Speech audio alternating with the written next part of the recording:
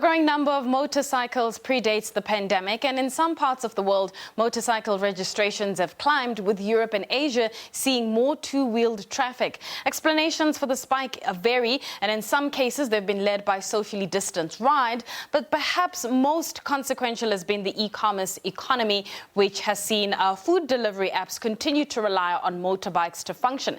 Today on The Alternative Investor, we're going to be looking at the possibility of investing in delivery motorbikes, and to do that, we're joined by Kagiso Tloubatla, who is the co-founder of SV Capital. Kagiso, thank you so much for your time. Thank you very much for having me on. I appreciate it. So, let's talk about this idea. It sounds so interesting. I'm keen to know where it all came from. Yeah, so it actually slightly predated the pandemic, and you know, as SV Capital, we've always wanted to create products that are easy to understand, that the average person in the street is able to invest in. So we thought that, you know, we could, we've done it with cars. We've taken cars and converted them into something investable for people. So we thought that we could also take bikes and make them investable for majority of the population in South Africa. So people could benefit from the e-commerce boom. You know, I think South Africa has an opportunity to still grow in the e-commerce space, and we want to catch that quite early and give the average South African the ability to also participate. Right. So, let's look at how it all works. An investor plugs in. What is the initial investment and the subsequent, I'm assuming, monthly investments that you'd need to make? So the investor actually just makes a once-off investment. A minimum of 3,100 buys you, a portion of a motorbike. So so it's 3,100 minimum. So the investor also invests alongside other investors that might own the bike or multiple bikes, or fleet of bikes rather. And it's an 18-month investment, and after 18 months, we pay an investor a return of up to 20% after the 18-month period. And the risk factors that an investor would need to bear in mind?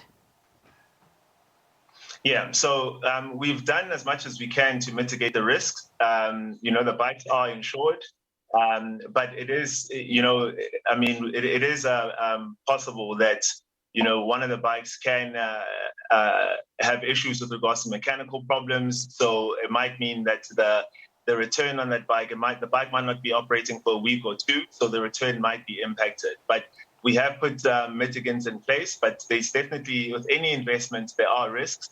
And investors should, go through our website and go to the product page, where we have highlighted all the specific risks that they might face with this investment.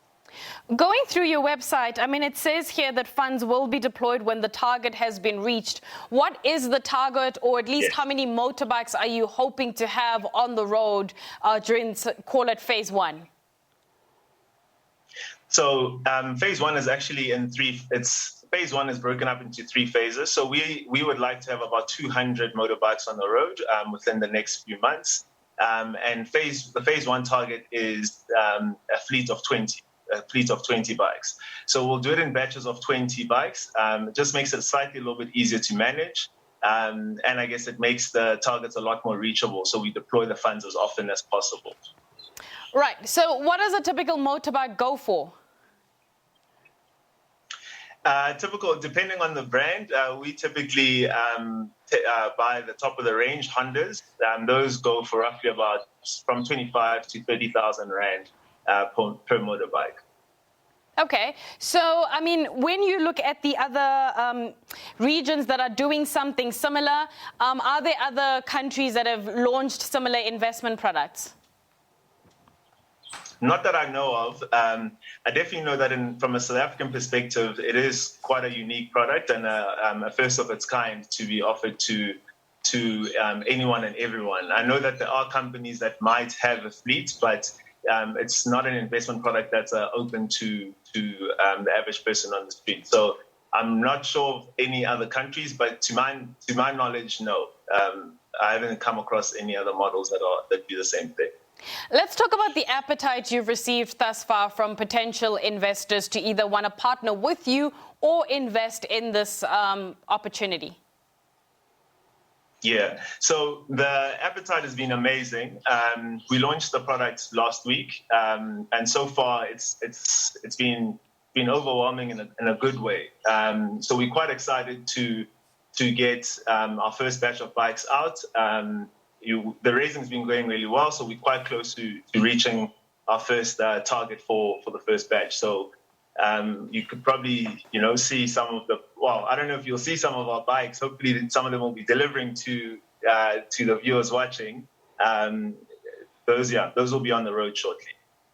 The last time you were on the show, we were talking about your other investments in terms of owning a fraction of a cow. Perhaps you can give us an update as to how those particular parts of the business are doing.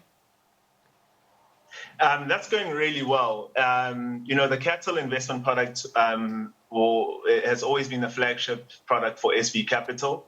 That's done really well, and that performed very well over the COVID, I guess the height of COVID, specifically from last year to this year. If I look back 1 year, we've still managed to deliver double-digit returns at an average return of 14.5% that we've managed to deliver to our clients, even in the height of COVID. So I guess people didn't eat less meat, and the demand for meat didn't necessarily drop, even though restaurants were impacted. I think, the meat price did quickly recover. And, our clients that had invested with us or that are still invested with us are smiling because we were able to deliver a very positive return. But the cattle investment is still going really well. It's a great investment. The minimum investment for anyone to participate is 500 Rand. And we've also grown our network of farmers. So we have expanded. We're no longer just working with Beef Corp. We are working with other farmers as well around South Africa.